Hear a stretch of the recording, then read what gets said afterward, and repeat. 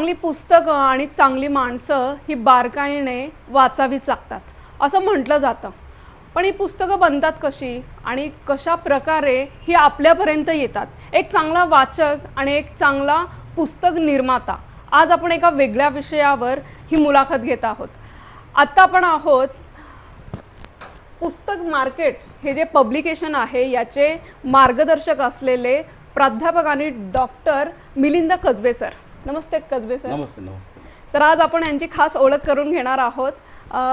सर्वप्रथम तुम्ही तुमची ओळख आमच्या सर्वांसाठी करून द्या. मी मिलिंद कसबे प्राध्यापक आहे, वाचक आहे आणि विशेष म्हणजे पुस्तकांच्या दुनियेत गेल्या 5-7 वर्षापासून वेगवेगळे रोल करतो आहे. नारायणगावच्या ग्रामोन्नती मंडळाच्या वरिष्ठ महाविद्यालयामध्ये मी गेले 30 वर्ष मराठी साहित्य शिकवतो आहे. या निमित्ताने मराठी साहित्याचा माझा परिचय झाला एक शिक्षक म्हणून. पण माझ्या लक्षात आलं की साहित्य क्षेत्रामध्ये वेगवेगळे नवे आणि आधुनिक प्रयोग करण्याची गरज आहे. एक शिक्षक म्हणून तोच एक वाचनाची तळमळ जाणू शकतो आणि अनेक वर्षाचा शिक्षक पण केल्यानंतर किंवा नोकरी केल्यानंतर सरांना जाणवलं की आपण या पुस्तकाच्या दुनियेपलीकडे जाऊ शकत नाही. मग हे अनेकांपर्यंत पोहोचवण्यासाठी हे पब्लिकेशन मला वाटते निर्माण झालं असावं. आणि मला नेहमी पडलेला प्रश्न सर की ही जी पुस्तकं असतात ही नेमकी बनतात कशी? समजा एखादा नवीन असा लिहिणारा आहे आणि त्याला जर आपलं पुस्तक पब्लिश करायचं आहे किंवा प्रकाशित करायचं आहे तर त्याच्या मागची जी पार्श्वभूमी असते ती नेमकी काय असते? तुम्हाला एक गमतीशीर भाग सांगतो की पूर्वी खूप वर्षापूर्वी प्रकाशन व्यवसाय किंवा पुस्तक लिहिणं आणि ते छापणं हे पुण्या मुंबईच्याच विशिष्ट ठिकाणी मर्यादित असणारे गोष्टी होत्या. म्हणजे शहरांमध्येच अशा प्रकाशन संस्था अस्तित्वात असायच्या आणि जी मंडळी लिहायची मग ती प्रकाशक शोधायची आणि चांगल्या लेखकाला प्रकाशक सुद्धा शोधायचे आणि मग अशा शोध मोहिमेतनं पुस्तक लिहिणं आणि ते लोकांच्या पर्यंत पोहोचवणं हे झालं. मग त्याचा व्यवसाय झाला. पण मुळातच एखादं पुस्तक का लिहायचं आहे, पुस्तकाची निर्मिती करणं आणि ते लोकांच्या पर्यंत पोहोचवणं तर हा एक विचार आहे असं मला वाटतं. हा केवळ व्यवसाय नाही आहे. तर तो विचार लोकांपर्यंत गेला पाहिजे. विचार म्हणून या चांगली पुस्तकं आणि चांगली माणसं ही बारकाईने वाचावीच लागतात असं म्हटलं जातं. पण ही पुस्तकं बनतात कशी आणि कशा प्रकारे ही आपल्यापर्यंत येतात? एक चांगला वाचक आणि एक चांगला पुस्तक निर्माता, आज आपण एका वेगळ्या विषयावर ही मुलाखत घेत आहोत. आत्ता आपण आहोत पुस्तक मार्केट हे जे पब्लिकेशन आहे याचे मार्गदर्शक असलेले प्राध्यापक आणि डॉक्टर मिलिंद कसबे सर. नमस्ते कसबे सर. नमस्ते. नमस्ते. तर आज आपण यांची खास ओळख करून घेणार आहोत. सर्वप्रथम तुम्ही तुमची ओळख आमच्या सर्वांसाठी करून द्या. मी मिलिंद कसबे. चांगली पुस्तकं आणि चांगली माणसं ही बारकाईने वाचावीच लागतात असं म्हटलं जातं. पण ही पुस्तकं बनतात कशी आणि कशा प्रकारे ही आपल्यापर्यंत येतात? एक चांगला वाचक आणि एक चांगला पुस्तक निर्माता, आज आपण एका वेगळ्या विषयावर ही मुलाखत घेत आहोत. आत्ता आपण आहोत पुस्तक मार्केट हे जे पब्लिकेशन आहे याचे मार्गदर्शक असलेले प्राध्यापक आणि डॉक्टर मिलिंद कसबे सर. नमस्ते कसबे सर. नमस्ते. नमस्ते. तर आज आपण यांची खास ओळख करून घेणार आहोत.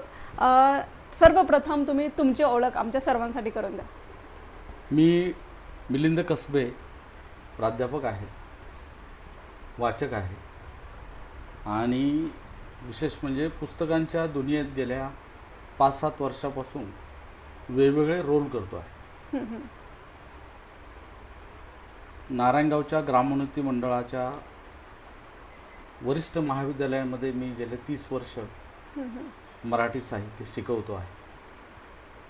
या निमित्ताने मराठी साहित्याचा माझा परिचय झाला एक शिक्षक म्हणून. पण माझ्या लक्षात आलं की साहित्य क्षेत्रामध्ये वेगवेगळे नवे आणि आधुनिक प्रयोग करण्याची गरज आहे. एक शिक्षक म्हणून तोच एक वाचनाची तळमळ जाणू शकतो आणि अनेक वर्षाचा शिक्षक पण केल्यानंतर किंवा नोकरी केल्यानंतर सरांना जाणवलं की आपण या पुस्तकाच्या दुनियेपलीकडे जाऊ शकत नाही. मग हे अनेकांपर्यंत पोहोचवण्यासाठी हे पब्लिकेशन मला वाटते निर्माण झालं असावं.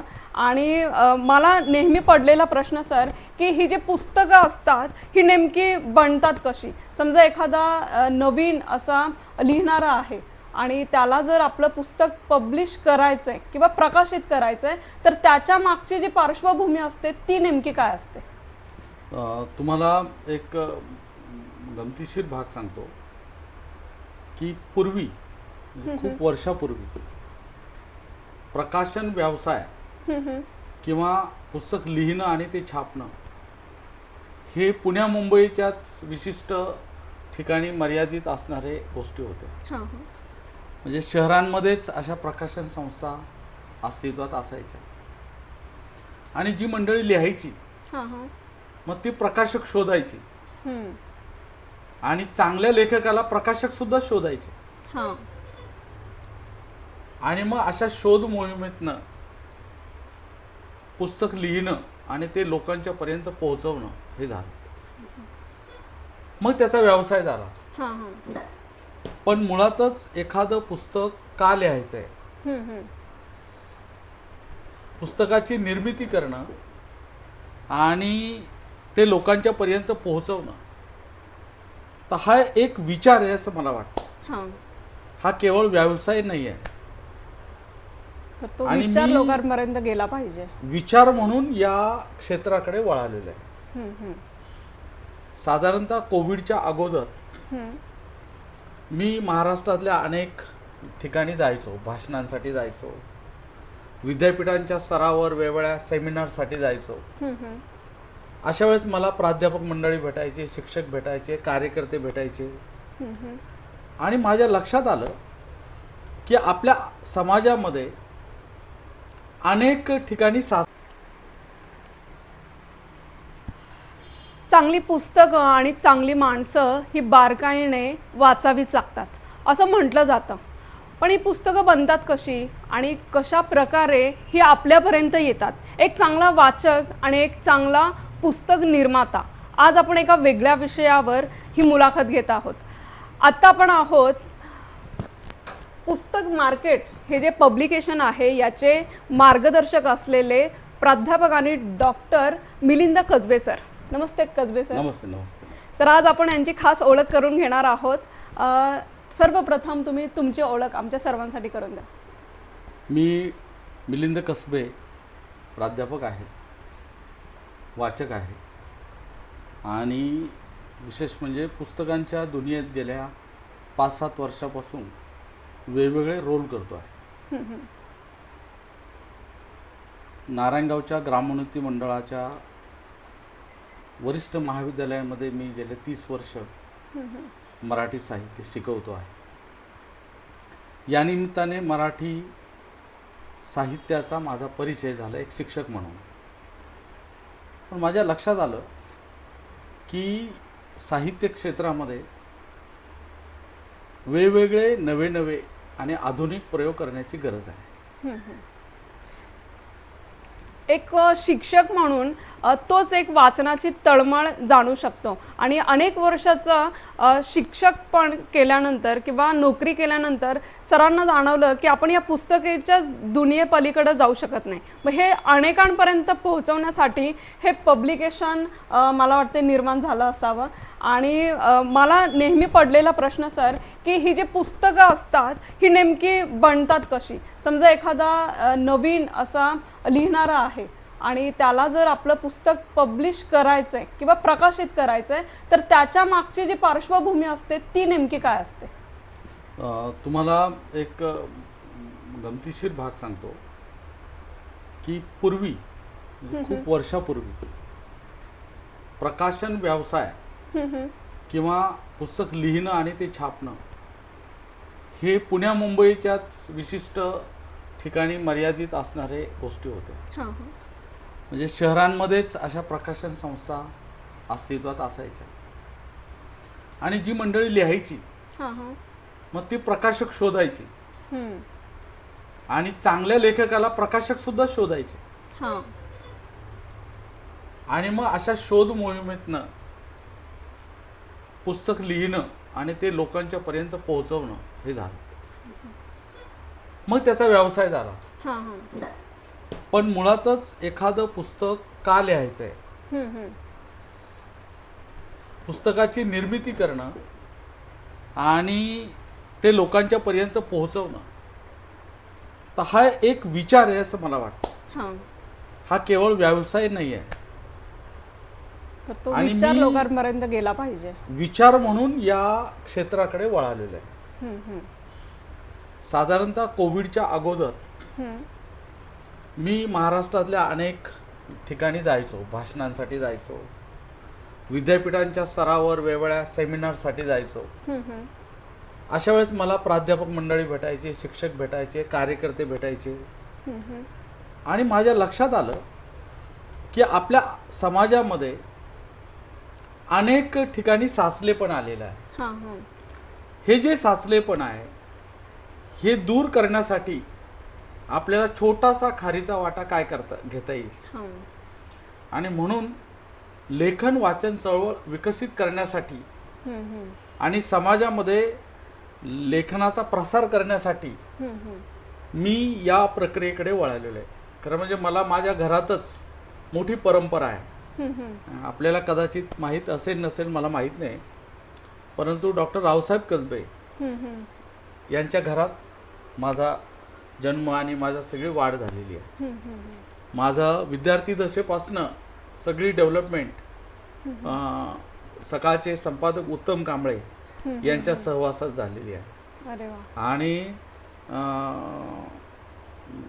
ज्येष्ठ लेखक आणि आता ज्यांचं नाव अनेक अर्थाने चर्चेत आहे, शिवाजी कोण होता या पुस्तकाचे लेखक गोविंद पानसरे यांचा माझ्या खूप मोठा प्रभाव त्यांच्या व्यक्तिमत्वाचा माझ्या जीवनात झालेला आहे. त्यांच्या सहवासात मी राहिले. नरेंद्र दाभोळकर यांच्या सहवासात मी राहिले. तर अशा सगळ्या परंपरेचा सहवास मला लाभलेला आहे. विशेषतः सुगावाचे प्रकाशक विलास वाघ यांनी माझा दृष्टिकोन बदलला आणि त्यांनी असं सांगितलं की ही पुस्तकं लोकांच्या पर्यंत गेली पाहिजेत, वाचकांनी ती वाचली पाहिजेत आणि वाचक त्याच्यातनं प्रेरित झाले पाहिजेत, तरच हे सगळं करायला पाहिजे. एखादा नवीन लेखक असेल आणि त्याला जर पुस्तक एखादं प्रकाशित करायचं असेल तर तुमचे काही निकष असतात का किंवा काही क्रायटेरिया असतो का त्याचा? नाही. पहिली गोष्ट काय आहे की जेव्हा लिहिणं नावाची जी प्रक्रिया आहे ती प्रक्रिया एवढी साधी आणि सोपी नाही. म्हणजे मी जेव्हा अनेक लोक पाहतो की 2 दिवसात माझा एक शोध निबंध तयार झाला, 4 दिवसात मी कादंबरी लिहून टाकली, किंवा माझ्या या लेखनाला मोजून 20 दिवस लागलेत, तर असं लेखनाला मोजपट्टीत बसवणारे जे मंडळी असतात तर ती लेखक नसतात. म्हणजे मुळात लेखन करणं ही एक प्रतिभा आहे, ती उत्स्फूर्त प्रक्रिया आहे, प्रतिभा आहे. तिच्यात एक लेखकाची बेचैनी आहे. त्याला काहीतरी चांगली पुस्तकं आणि चांगली माणसं ही बारकाईने वाचावीच लागतात असं म्हटलं जातं. पण ही पुस्तकं बनतात कशी आणि कशा प्रकारे ही आपल्यापर्यंत येतात? एक चांगला वाचक आणि एक चांगला पुस्तक निर्माता, आज आपण एका वेगळ्या विषयावर ही मुलाखत घेत आहोत. आत्ता आपण आहोत पुस्तक मार्केट हे जे पब्लिकेशन आहे याचे मार्गदर्शक असलेले प्राध्यापक आणि डॉक्टर मिलिंद कसबे सर. नमस्ते कसबे सर. नमस्ते. नमस्ते. तर आज आपण यांची खास ओळख करून घेणार आहोत. सर्वप्रथम तुम्ही तुमची ओळख आमच्या सर्वांसाठी करून द्या.